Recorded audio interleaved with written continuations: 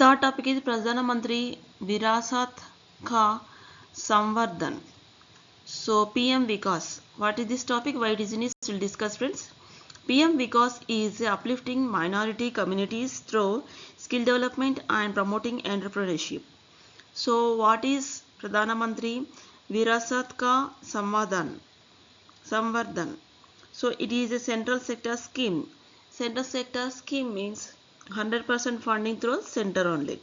So center sponsor scheme. Sponsor scheme means 50% is sponsor through center and 50% through state. So this is the difference between center sector scheme and center sponsor scheme of the Ministry of Minority Affairs, which converges 5 erstwhile schemes wise Siko or Kamao, Nai Manzil, Nai Roshini and Utsad and Hamari Darodar.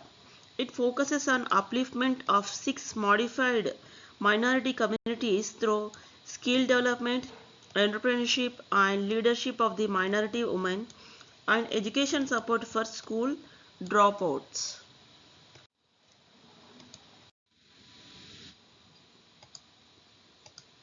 It also provisions to facilitate credit linkages by connecting beneficiaries with loan programs offered by the National Minorities Development and Finance Corporation.